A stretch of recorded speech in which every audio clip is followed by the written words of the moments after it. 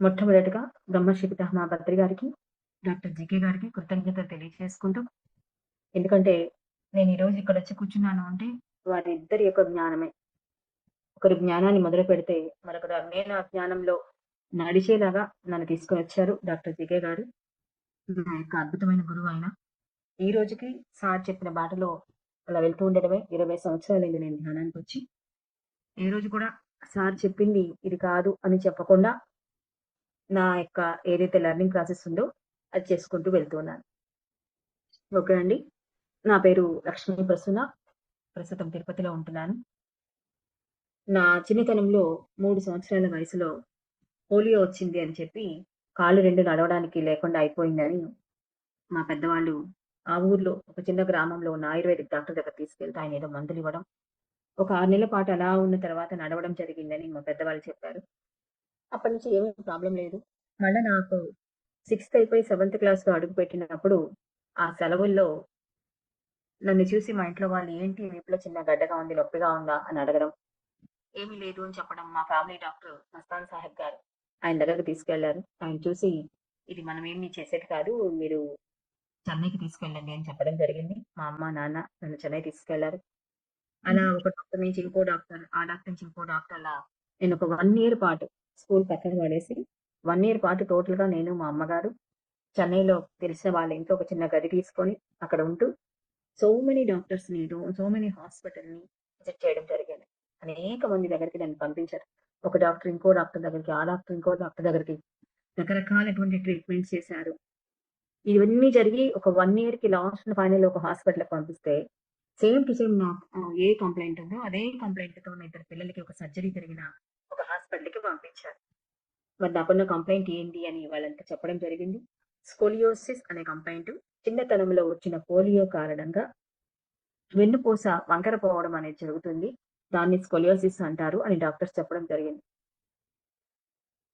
అంతకుముందు నాకు ఈ యొక్క పోలియో అని వచ్చినప్పుడు నేను టీచర్‌గా ఉండడం వల్ల కంపల్సరీగా స్కూల్స్‌లో పోలియో డ్రాప్స్ ఏసేటప్పుడు మమ్మల్ని ఆ డ్యూటీకి వేసేవాళ్ళు. ఏదైతే ఒక సఫరింగ్ నాకున్నది, ఈ సఫరింగ్ వల్ల కదా నేను ఇట్లా ఉన్నాను. ఇంకా అలాంటి సఫరింగ్ రాకూడదని ఆ డ్యూటీ అడిగి వేయించలేదని ఎప్పుడైనా నా మిస్ అయితే కూడా. అందరికీ పోలియో డ్రాప్స్ వేయించాలి. ఎవరికీ అలాంటి కంప్లెయింట్ రాకూడదని నేను జాబ్ చేసేటప్పుడు దాని మీద బాగా దృష్టి పెట్టేదాన్ని నేను. అలా ఆ కంప్లెయింట్ వల్ల ఇలా జరిగిందని డాక్టర్స్ చెప్పడం. వాళ్ళు సర్జరీ చేసిన ఆ ఇద్దరు పిల్లల్లో ఒక బిడ్డ చనిపోవడం, మరొక బిడ్డకి పెరాలసిస్ అటాక్ అవ్వడం ఇదంతా జరగడం చూసారు మా ఇంట్లో వాళ్ళు. అమ్మాయికి నొప్పి లేదు, ఏమీ లేదు హ్యాపీగా ఉంది. ఇలాంటి అమ్మాయిని మనం సర్జరీ చేయించి ఏదైనా ప్రాబ్లమ్ అయితే లైఫ్ ఉండాలి అనే ఉద్దేశంతో మా ఇంట్లో వాళ్ళు ఆపరేషన్ అనేది వద్దు అని చెప్పి తిరిగి వెనక్కి తీసుకురావడం జరిగింది. కానీ ఆ వెనక్కి తీసుకురావడానికి ముందు డాక్టర్‌తో మాట్లాడినప్పుడు డాక్టర్ గారు నా ముందే నా తల్లిదండ్రులతో మాట్లాడడం జరిగింది. అప్పుడు ఆయన ఒకటే చెప్పారు. ఇలాంటి కంప్లెయింట్స్ ఉన్న వాళ్ళకి ఏదో ఒక రోజు పారాలిసిస్ వస్తుంది అని ఒక మాట చెప్పడం. జాగ్రత్తగా చూసుకోవాలి వీళ్ళని. వీళ్ళ దగ్గర ఎక్కువ పని చేయించకూడదు. ఎక్కువ దూరం నడిపించడం, బరువులు మోయడం ఇలాంటివన్నీ చేయకూడదు. చాలా డెలికేట్‌గా ఉండాలి అని చెప్పడం. ఇలాంటివన్నీ జరిగాయి. మందులేమీ లేవు అని చెప్పారప్పుడు. అలా ఒక 1 ఇయర్ నేను పూర్తిగా సో మెనీ డాక్టర్స్ దగ్గర తిరిగి రకరకాల మధ్యలో ఎన్నో ప్రయోగాలు కూడా చేశారు. పిండి కట్టు కట్టారు. బెల్టులతో కట్టారు. ఇట్లా రకరకాలవన్నీ చేశారు వాళ్ళు. ఇన్ని చూసిన తర్వాత నాకింక అరే బాబు! ఏంటి డాక్టర్ ఇలా చెప్పారే! మన లైఫ్‌ని ఎంత జాగ్రత్తగా లీడ్ చేయాలా మనం? ఆచితూచి అడుగు వేయాలా నా జీవితం అని అనిపించేది నాకు. కొత్తలో చాలా చాలా భయపడ్డాను. అసలెంతో దుఃఖం ఉండేది లోపల. ఎందుకంటే అమ్మ బాధపడుతుందని చూసి, ఆడపిల్లకి ఇలా ఉందే ఎలా చేయాలి అని మా అమ్మగారు బాధపడేవాళ్ళు. అలా నా వల్ల నాకు నొప్పుండడం ఒక రకమైతే, ఇంట్లో వాళ్ళందరూ నా వల్ల సఫర్ అవుతున్నారే అని చాలా బాధ అనిపించేది. అయినా సరే ఎక్కడ బయటకేమీ కనిపించకుండా దాన్నంతా లోపలే ఉంచుకొని, ఆ భయాన్ని, బాధని సరే మనం ఇంక మీద బా చదువుకోవాలి. మన లైఫ్ ఎలా ఉంటదో మనకు తెలీదు అని చెప్పి బాగా చదువుకోవడం. ఒక మ్యాథ్స్ టీచర్‌గా గవర్నమెంట్ టీచర్‌గా జాయిన్ అయ్యాను నేను. కానీ నాకు ఒక 2, 3 సంవత్సరాలు నేను చాలా భయపడ్డాను కానీ, తర్వాత నాకు నేను ఒక రియలైజేషన్ అయ్యి, ఇలా ఎన్ని రోజులు భయపడుతూ ఉంటాం. భయపడకూడదు. ఏం జరిగితే అది జరుగుతుందని నన్ను నేను ఒక రివర్స్ గేర్‌లో తీసుకున్నట్టుగా 8, 9, 10 దాదాపుగా కొంత అలా ఉన్నాను. ఆ 10థ్ నుంచి కొంత నన్ను నేను రికవర్ చేసుకొని, చాలా యాక్టివ్‌గా ఉండడం మొదలుపెట్టి, అనేక మందితో అనేక వర్కులు కూడా చేస్తాను బాగా. నాకు పట్టుదల చాలా ఎక్కువ చిన్నతనం నుంచి. ఏదైనా ఒక పని అనుకుంటే ఇమ్మీడియేట్‌గా పని చేయాలి. అలా పని చేసుకుంటూ చదువుకుంటూ నేను అనుకున్న గోల్ ఏదైతే గవర్నమెంట్ జాబ్ తెచ్చుకోవాలన్న గోల్ రీచ్ అయ్యాను. అప్పుడు అనుకోకుండా పెళ్లి, పిల్లలు ఇవన్నీ జరిగిపోయాయి. అలా ప్రవాహంలో కొట్టుకుంటూ వెళ్ళిపోయాను. మళ్ళీ నా 34 ఏజ్‌లో సండే అయ్యేసరికి ఇంట్లో ఉండనటువంటి లేడీస్, ఎంప్లాయీస్ అందరూ కూడా ఆదివారం రాగానే ఇల్లు శుభ్రం చేసుకోవాలని అలా ఒక కుర్చీ మీద ఒక కాలు, ఇంకో కుర్చీ మీద ఒక కాలు పెట్టి పైనెక్కి బూజు దులుపుతూ ఉంటే అక్కడి నుంచి కింద పడిపోయాను. ఆ పడటం ఎలా అంటే పెద్ద కుర్చీ ఉండేది మా ఇంట్లో. ఆ కుర్చీ నా వెన్నుపూస మీద పడడం జరిగింది. దాంతో అప్పటి వరకు 34 ఏజ్ వరకు నాకు ఎటువంటి పెయిన్ లేదు. వీపు మీద గడ్డలా ఉంది, అది పెరుగుతా ఉంది. ఇవన్నీ ఉన్నాయి కానీ నాకు నొప్పైతే లేదు. కానీ ఎప్పుడైతే పడ్డానో అప్పటి నుంచి నాకు పెయిన్ స్టార్ట్ అయింది. అది ఎలా అంటే సివియర్ పెయిన్. చిన్న చితక పెయిన్ కాదనమాట.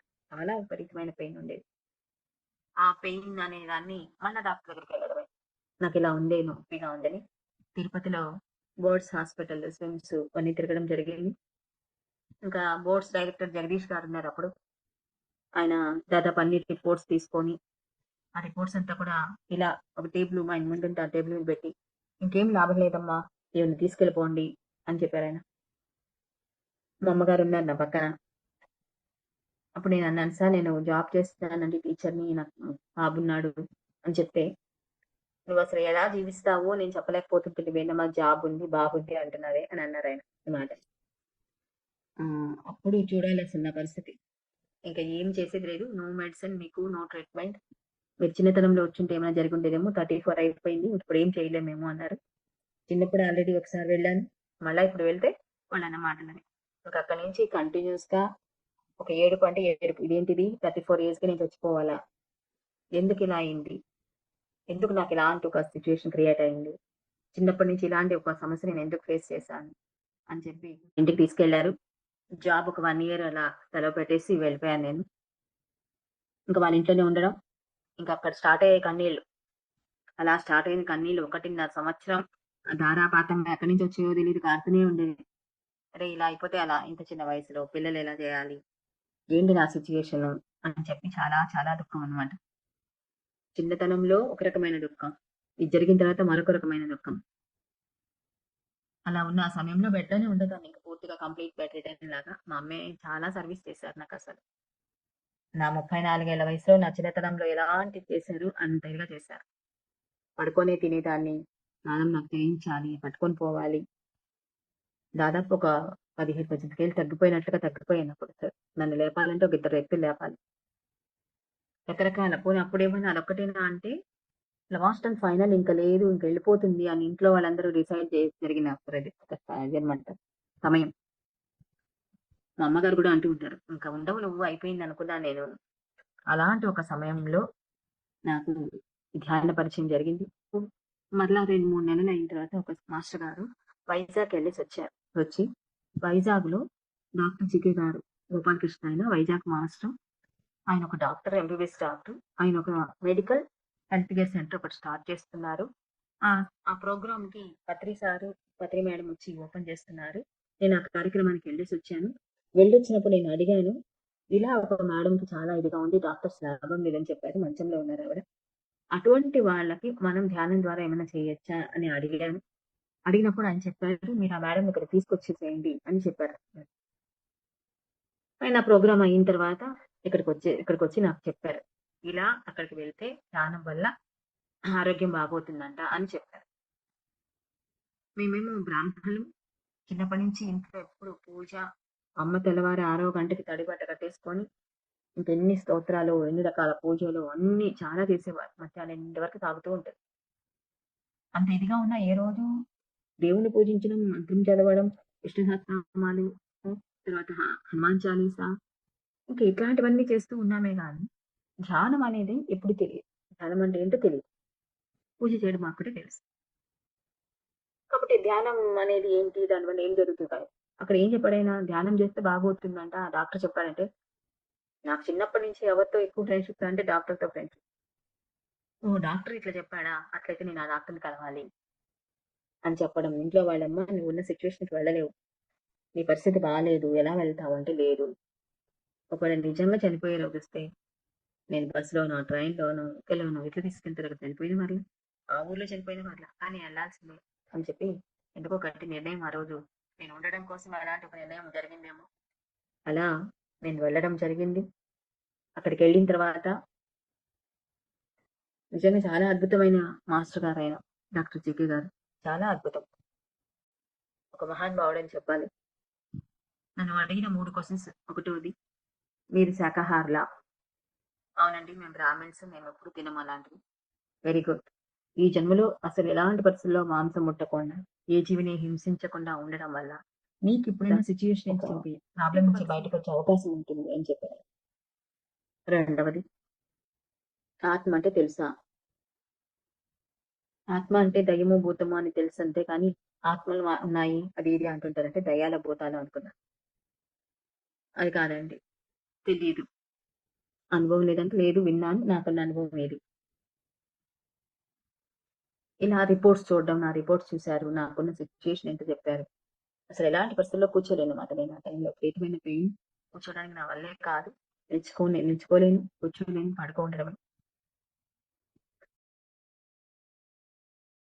తర్వాత మీకు కలలొస్తాయా? కలలందరికీ వస్తాయి కదా! వస్తాయండి. ఓకే. కలలొచ్చినప్పుడు కలలో నేనెక్కడికో వెళ్ళాను, నేను చూసాను, నేనెళ్ళాను అంటావు కదా! ఆ నేను అంటే ఎవరు? నువ్వంటే ఈ శరీరం. ఈ శరీరం ఏం చేసింది? మంచం మీద పడుకుంది రాత్రయితే. శుభ్రంగా కళ్ళు మూసుకుంది. చేతులు, కాళ్ళు అలా పెట్టుకుంది, పడుకుంది. మరి ఈ శరీరం కదులుతోందా? కదలట్లేదు. మరి ఈ శరీరం కదలదు. కానీ లోపల మనకు కలొచ్చినప్పుడు నేను చూసాను, నేను వెళ్ళాను, నేను మాట్లాడాను అని అంటామా? ఏదో జరిగిందంటామా? మరి నేను అన్న ఈ శరీరం పడుకోనుంది, కదలట్లేదు, కళ్ళు తెరవలేదు. కళ్ళు తెరవకపోతే చూడలేము. కానీ కలలో నేను చూసాను, నేను వెళ్ళాను. ఈ కల ఏంది అట్ట రాదు కదా! అంటే కలొచ్చింది నాకా, నీకా అని కూడా అడుగుతాం. అంటే కలలో నేను అన్న భావన ఖచ్చితంగా ప్రతి ఒక్కరికి ఉంటది. ఫిజికల్‌గా మనం మెలకువగా ఉన్నప్పుడు ఇప్పుడు నేనున్నాను. మెలకువగా ఉన్నా. మెలకువగా ఉన్నప్పుడు ఇది నేను, నేను అని ఈ శరీరము. అదే రాత్రిపూట నిద్రపోయి నాకు కలొచ్చినప్పుడు నేను అన్న భావన కలుగుతుందే, అదే నా ఆత్మస్వరూపం. నా సూక్ష్మ శరీరం. కాబట్టి నువ్వు అంటే కేవలం శరీరం ఒక్కటే కాదు అన్న విషయాన్ని అర్థం చేసుకోవాలి అందరూ. నేను అనంగానే శరీరం ఒక్కటే కాదు. దీని లోపల మరొకటుంది. పైకి ఇది కనిపిస్తుంది. లోపల అది పని చేస్తుంది. ఈ శరీరంతో ఏమేం చేయాలంటే మొత్తం ప్లానింగ్ చేసేది అది. కానీ లోపల ఉన్న దాని గురించి ఎవరు మనకు చెప్పలేదు. పుస్తకాల్లో మనం చదువుకునే పుస్తకాలు ఎక్కడున్నాయి? లేవు గదా! అందువల్ల మనకు తెలియదు. ఇప్పుడు నువ్వు ఆ లోపల ఉన్న దాని గురించి నేర్చుకోవాలి, తెలుసుకోవాలి. దాన్ని సాధన చేయాలి అని సార్ చెప్పడం జరిగింది నాకు. కానీ అక్కడికెళ్ళిన తర్వాత సార్ ఖచ్చితంగా నాకొక మాట నేనైతే నా చేతుల్లో ఏమీ లేదమ్మా. నేనేమనుకున్నాను డాక్టర్ దగ్గరికెళ్తే ఆయన ఏదో ఒకటి జేస్తారు. నాకు ఆరోగ్యం బావుంటుందని నేనెళ్తే, ఆయన ఒకే ఒక మాట చెప్పారు. "నీ ఆరోగ్యాన్ని బాగు చేయడం అనేది నా పని కాదు. దానికి నేనేమీ చేయలేను." నేనైతే ఏడ్చేసాను అక్కడే. నేనింత కష్టపడి రాలేని స్థితిలో గూడా నేనింత కష్టపడి వైజాగొస్తే ఇదేదో చేస్తారు. ఇది నా చేతిలో ఏమీ లేదని చెప్తున్నారే! అయ్యో! నేనిక్కడికొచ్చేసానే అని చాలా బాధపడ్డాను. మెట్లెక్కేటప్పుడు వేవలా ఏడ్చాను. నా వల్ల కాలేదు మెట్లెక్కడానికి అని. 2, 3 గంటలు పట్టింది. అక్కడున్న 2 అంతస్తుల మెట్లెక్కడానికి. ఒక్కొక్క మెట్టుకి కూర్చొని, లేచి, కూర్చొని, లేచి ఎక్కాను. అంత కష్టమైన ఒక సిట్యుయేషన్‌లో ఇక్కడికొస్తే ఈ డాక్టర్ గారు ఏం చెప్పారు రాంగానే, "నీ జీవితం అనేది నా చేతిలో ఏమీ లేదమ్మా. నీ జీవితం నీ చేతిలోనే ఉంది. నువ్వు ఏ విధంగా సాధన చేసుకుంటే, నువ్వు ఏ విధంగా నిన్ను నువ్వు మార్చుకుంటే, నువ్వు అర్థం చేసుకోవాల్సిన విషయాన్ని అర్థం చేసుకుంటే నీ జీవితం నీ చేతిలో ఉంటుంది. అట్లని ఇది ఏమైనా అసాధ్యమా?" అంటే నేను అసాధ్యమని చెప్పను అని చెప్పారు. ఆ రోజంతా కూడా అయ్యో! నేనింత దూరం వచ్చానే, ఈయన అలా చెప్తున్నాడే ఏం చేయాలి? బట్ ఆయన చెప్పిన అనేక విషయాలు నాకు చాలా చాలా బాగా నచ్చాయి. చాలా అద్భుతంగా చెప్పారు. ఎప్పటి వరకు అంతకుముందు ఇద్దరు ముగ్గురు నాకు ధ్యానం చెప్పినా స్పందించని నేను, ఆయన చెప్పిన తర్వాత నాకు చాలా స్పందన కలిగింది. ఇంక పక్క రోజు నుంచి నా లైఫ్ అంతా మారిపోయిందంటే ఆయన సార్ చేతులకెళ్ళిపోయింది. ఆయన ఒక డాక్టర్ అవ్వడంతో ఒక హాస్పిటల్ రన్ చేస్తున్నారాయన.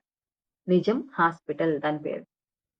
ఆ నిజం హాస్పిటల్‌లో కింద ఇన్ పేషెంట్స్, ఔట్ పేషెంట్స్ ఏ రోజుకి ఆ రోజు చూపించుకొని వెళ్ళిపోయేవాళ్ళు. ఆ పైన దాంట్లో ఇన్ పేషెంట్స్ అంటే ఏదైనా జాయిన్ అయ్యి 1, 2 రోజులు హాస్పిటల్‌లో ఉండి వెళ్ళేవాళ్ళు. ఆ పై భాగం అంతస్తులో పనికి మాలిన పేషెంట్స్ అనేవాడాయన. అంటే దేనికి డాక్టర్స్ అందరూ ఇంక లాభం లేదు అని చెప్పిన కేసులు ఉండేవక్కడ. నేనెళ్ళేసరికి ఒక నలుగురు, ఐదుగురు ఉన్నారండి. ఎలా అంటే హాల్ అది. ఈ పక్క ఒక 10 మంచాలు, ఈ పక్క ఒక 10 మంచాలు. ప్రతి మంచం మీద ఒక పిరమిడ్. ఆ హాల్‌లో 2 వైపులా 2 చిన్న చిన్న టేబుల్స్. ఒక దాని మీదేమో పుస్తకాలు, ఒక దాని మీదైతే చిన్న టేప్ రికార్డ్. దానికి కనీసం డోర్ కూడా ఉండేది కాదు. ఆ పైన వేసే. అంత పాత టేప్ రికార్డ్ ఒకటి ఉండేదక్కడ. ఆ టేప్ రికార్డ్‌లో అక్కడ ఉన్నటువంటి మేడం వాళ్ళు రోజు పత్రి గారివి సీడీస్ ఉంటే అవి పెట్టేవాళ్ళు. పెద్ద క్యాసెట్‌లని. రోజు ఉదయం ఒకటి, సాయంత్రం ఒకటి పత్రి గారివి వినేదాన్ని ఆయన సందేశాలు. ఆయన సందేశాలు వినడం, వచ్చిన మాస్టర్స్ మాట్లాడటం. ఇలా 2, 3 రోజులు జరిగేసరికి వీళ్ళందరికీ ఇంత బాగా ధ్యానం వల్ల బాగైతే నాకెందుకు బాగా కాదు? నాకు కూడా బాగవుతుంది. నేను కూడా చేస్తాను ధ్యానం అని ఒక్కొక్క రోజు గడిచేసరికి ఒక్కొక్క మార్పు. ఒక్కొక్క చిన్న మార్పు. ఒకే రోజులో నేను కూడా ఏం మారిపోలేదు. నాకు ఏమి జరగలేదు. చిన్న చిన్నగా మారుతూ అందుకే సజ్జన సాంగత్యం చాలా చాలా చాలా ఉపయోగపడ ఎవ్వరికైనా సరే. అసలు మనం ఎవరికైనా ధ్యానం చెప్పాలి అంటే, నువ్వు ధ్యానం అని చెప్పడానికి ముందర వాడిని ఇలాంటి క్లాసులకి తీసుకెళ్ళిపోతే చాలు. ఇలాంటి వీడియోలు వాళ్ళకి పంపిస్తే చాలు. నువ్వు జస్ట్ ఈ వీడియో విను. ఎందుకంటే సత్యం అంటే అర్థమైన వాళ్ళు, వాళ్ళ అనుభవాలతో వాళ్ళు ఇదైన వాళ్ళు, వాళ్ళ అనుభవాలు విన్నప్పుడు ఆటోమేటిక్‌గా పక్కన వాడికి కూడా ఒక 10 అనుభవాలు వినేసరికి ఒక విశ్వాసం కలుగుతుంది. నేను కూడా దీన్ని సాధించగలను. నా వల్ల అవుతది అని. అలా నేనిప్పుడు ఉదయం ఒక మాస్టరు, సాయంత్రం ఒక మాస్టరు, ఒకవైపు జీకే గారు, ఒకవైపు ఆ మేడం వీళ్ళందరూ రోజు సార్ కూడా నాకు చాలా అనుభవాలు చెప్పారు. ఆయన ఎలా ధ్యానానికొచ్చారో ఇలా అప్పుడప్పుడు ఒక్కొక్క మాట చెప్తూ ఉండేవారాయన. ఇంతమంది సాధించినప్పుడు నేనెందుకు సాధించలేను? నా వల్ల అవుతది. నేను సాధిస్తాను అని చెప్పి చాలా ఇదిగా ఒక మంచి విశ్వాసం, ధైర్యం కలిగింది నాకు. అలా నెమ్మదిగా నా మెడిటేషన్ స్టార్ట్ చేశాను. పడుకోనే నేను కూర్చొని చేసే క్వెషనే లేదు. పడుకొని మొదలుపెట్టాను. దాదాపు అక్కడ ఉన్న దాంట్లో దాదాపు ఎక్కువ సేపు నేను పడుకొని ఉండేదాన్ని. ఒక 3, 4 డేస్ అయ్యాక నాకు ఎంత పడుకొని నేను శ్వాసను గమనించాలని ట్రై చేసిన ఆలోచనలంటే ఆలోచనలు. దుఃఖము, ఆలోచనలు, భయం ఇన్ని రకాలైనటువంటి కొత్త ప్లేస్ అక్కడికెళ్ళి ఉండడం వల్ల ఆ హాస్పిటల్‌లో ఉంటూ, సాధన చేస్తూ, పుస్తకాలు ఒకవైపు నేను పడుకొని ఉండేదాన్ని. పట్టుకొని చదవలేని ఒక మేడంని పెట్టారు. ఆమె నాకు కావాల్సినవన్నీ చూసుకుంటుండేది. తర్వాత ప్రతిరోజు సార్ నాకు ఆయన హాస్పిటల్ వర్క్ అంతా అయిపోయిన తర్వాత రాత్రి 10 గంటలకి ఇంటికి వెళ్లి సార్‌ని భోంచేసొచ్చి 10:30 అట్లా వచ్చినా కూడా దాదాపు 1 అవర్, 2 అవర్స్ నాతో స్పెండ్ చేసేవారాయన. ఆ రోజు ఉదయం నుంచి ఏం చేశా నేను? నాకేం ఎక్స్‌పీరియన్స్‌లొచ్చాయి? నేను ఏ బుక్ చదివాను? ఆ బుక్ నాకేం అర్థమైంది? ఏ మాస్టరొచ్చారు? ఆయన ఏం చెప్పారు? దాంట్లోది ఏం అర్థమైంది? ఏం అర్థం కాలేదు? ఇలా ఆ రోజు జరిగిన హిస్టరీ మొత్తం పూసగుచ్చినట్టు నేను ఆయనకి చెప్పడం. ఆయన నాకు దానికి సంబంధించిన సందేహాలు నాకు ఏవైతే ఉన్నాయో వాటిని తీర్చడం. ఇలా రెగ్యులర్‌గా జరిగేది. ఒక 1 మంత్ నేను సార్ యొక్క సాహచర్యంలో నేర్చుకోవడం జరిగింది. చాలా నేను అడిగే చాలా చాలా చాలా పిచ్చి ప్రశ్నలకన్నీ కూడా పాపం ఆయన చెప్పేవారు. ఎంత ఓర్పు, సహనంతో సమాధానం ఇచ్చేవారు. కానీ ఎంత అంటే నేను అర్థం చేసుకున్నది ఆయన చెప్పిన దానికి చిన్న ఒక వెంట్రుక వాసి తేడా ఉంటుంది కానీ, ఆ వెంట్రుక వాసి తేడాలోనే నాకు అంతకు దుఃఖం ఉండేది. అదే సార్ చెప్పిన తర్వాత అదే విషయమై నాకు దుఃఖం నుంచి బయటకొచ్చేందుకు అర్థమయ్యేది. అంత చిన్న తేడా మనలో తీసుకొస్తే చాలు.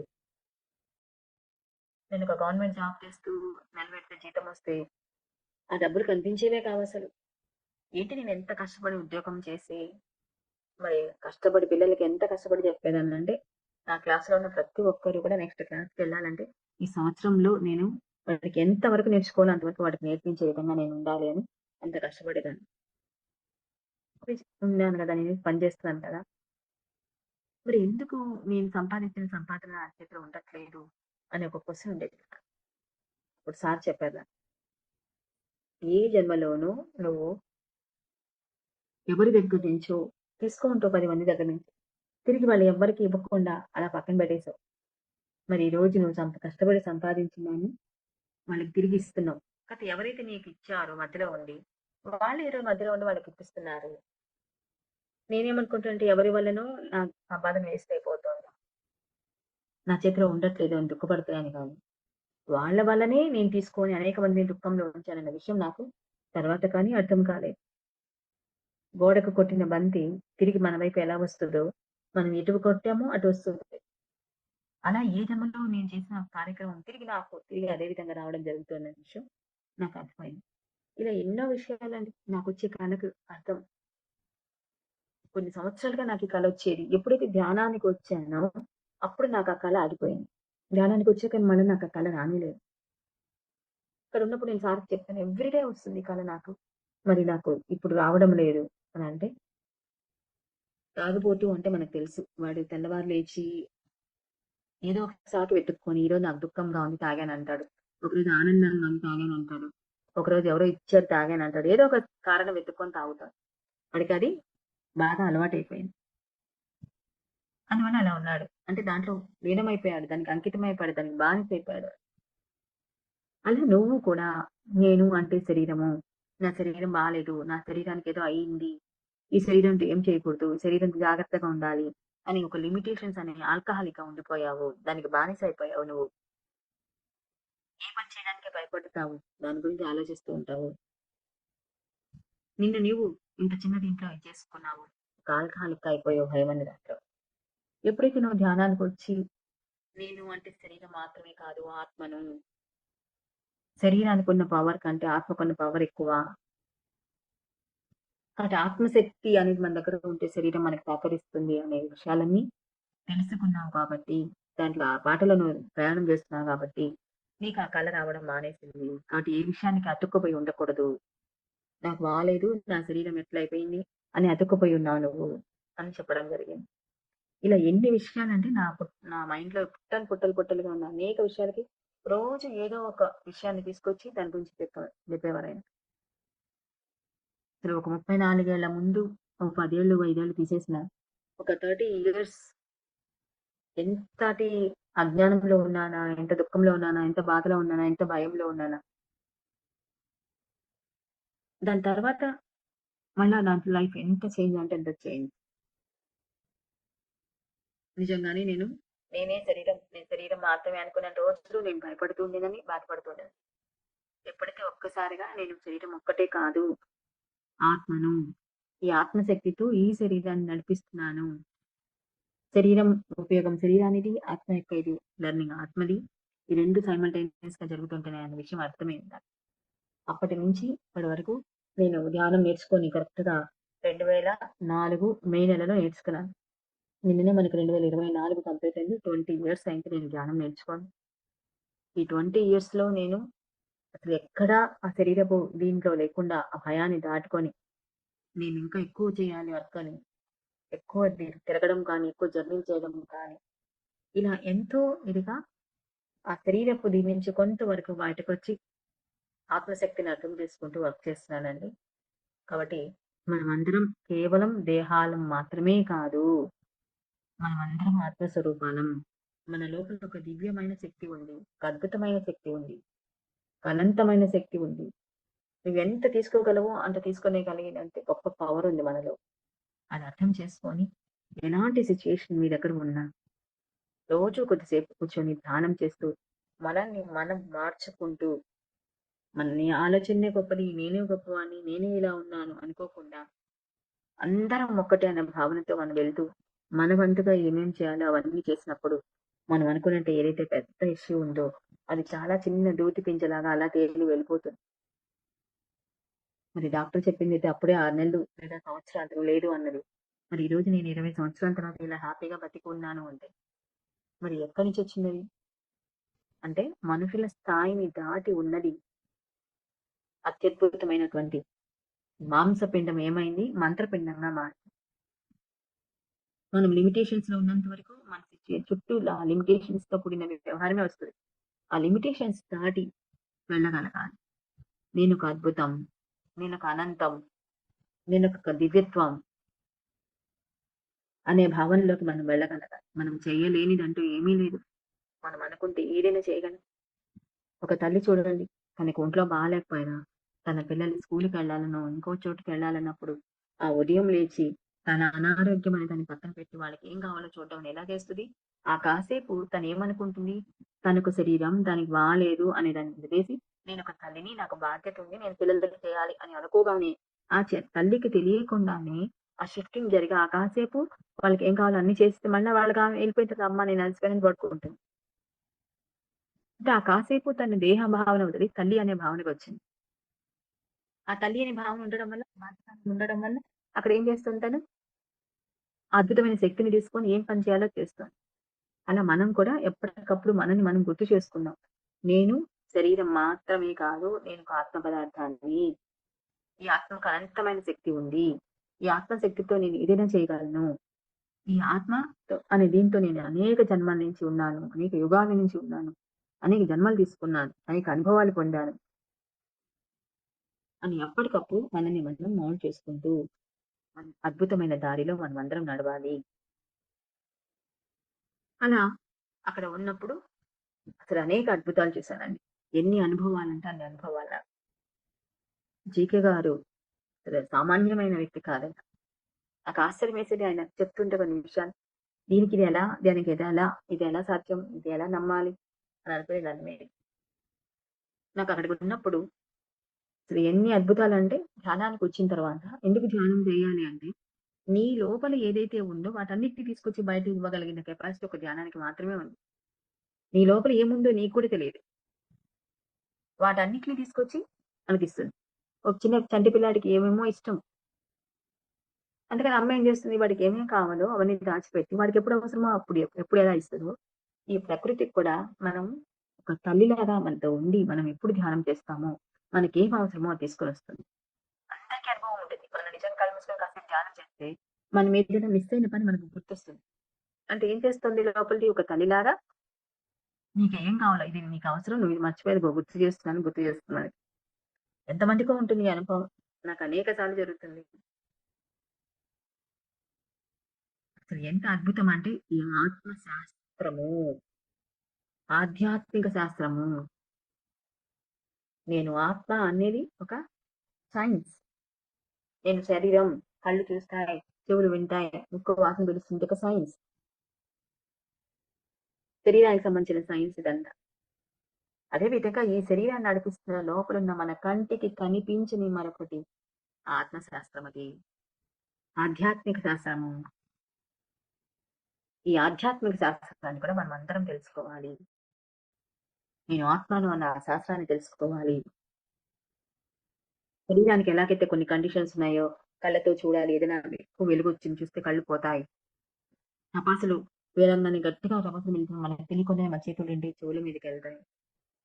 ఏదైనా బ్యాడ్ స్మెల్ రాగానే మనకు తెలియకుండానే మన చేతులు ముక్కు మీదకి వెళ్తాయి. ఏదైనా నోట్లో ఒక చేదు వస్తువు పనికిరాని నచ్చి బాలేదు అని ఎలా నాలుక చెప్తుందో ఇమీడియట్ గా. చూడండి ఎంత గొప్పదో శరీర శాస్త్రం, ఎక్కడికక్కడ ఎలా చెప్తుంది. మరి ఈ శరీరాన్ని ఇంత అద్భుతంగా తీసుకెళ్లేది ఏంటంటే శరీరం లోపల ఉన్నప్పుడు. అలా నా లోపల ఉన్నటువంటి దుఃఖము, భయము, బాధ ఇవన్నీ కూడా నా 34వ సంవత్సరంలో వచ్చిన ఏదైతే ఒక ఇబ్బంది నుంచి నేను బయటకు వచ్చాను అంటే కేవలం ధ్యానమే. నాకు ఒక మెడిసిన్ లేదు, ఒక ట్రీట్మెంట్ లేదు, ఏమీ లేదు. ధ్యానం ద్వారానే నన్ను నేను బాగు చేసుకోగలను. మరి స్కోలియోసిస్ అనే కంప్లైంట్ కి ఈ రోజైనా నన్ను తీసుకెళ్లి డాక్టర్ దగ్గర తీసుకెళ్తే చాలా చాలా ఇదే విపరీతమైనది, చాలా ఇదైనది, చాలా సీరియస్ ఇది అని డాక్టర్ చెప్పగలరు. కానీ అలాంటిది ఏదైనా ఉన్నా నేను నడిపించుకొని వెళ్తున్నాను నా బండిని అంటే అదంతా కూడా ఆత్మశక్తి. నీకు అద్భుతమైనటువంటి ప్రాణశక్తి ఆ శరీరంలో అద్భుతంగా పనిచేస్తుంది. కాబట్టి అందరం చక్కగా ధ్యానం చేయాలి. అలా నెమ్మదిగా అక్కడ నెల రోజుల్లో అసలు ఒక పెను మార్పు, మామూలు మార్పు కాదు, ఒక మేజర్ ట్రాన్స్ఫర్మేషన్ అని చెప్పాలి. నాకు నేను చాలా ట్రాన్స్ఫర్మేషన్. తమిళనాడుకి వెళ్ళమన్నారు సార్. తమిళనాడుకి వెళ్ళడం, ఆ తమిళనాడులో కొద్దిగా తమిళ నేర్చుకుంటూ ఇప్పుడు తమిళ్లో మాట్లాడగలిగే స్థాయికి రావడం, తమిళనాడులో అనేక క్లాసులు కండక్ట్ చేయడం తిరగడం జరుగుతోంది. ఇలా నా యొక్క ఆధ్యాత్మిక ప్రయాణం చేస్తూ నా భౌతిక ప్రయాణాన్ని కూడా అద్భుతంగా తీర్చిదిద్దుకోవడానికి ఆధ్యాత్మిక ప్రయాణం నాకు ఎంతగానో ఉపయోగపడింది. ఇప్పుడు నేను చెప్పినవి నాకు ఒక కోణంలో నా యొక్క అనుభవాలు, ఇంకా ఎన్నో కోణాల్లో ఇంకెన్నో అనుభవాలు ఉన్నాయి. మరొకసారి మరిన్ని అనుభవాలతో మిమ్మల్ని మళ్ళీ కలుసుకుంటాను. Thank you very much. అందరం ధ్యానం చేద్దాం, అద్భుతాలను చూద్దాం, ఈ అద్భుతాలను అందరికీ అందిద్దాం. Thank you very much.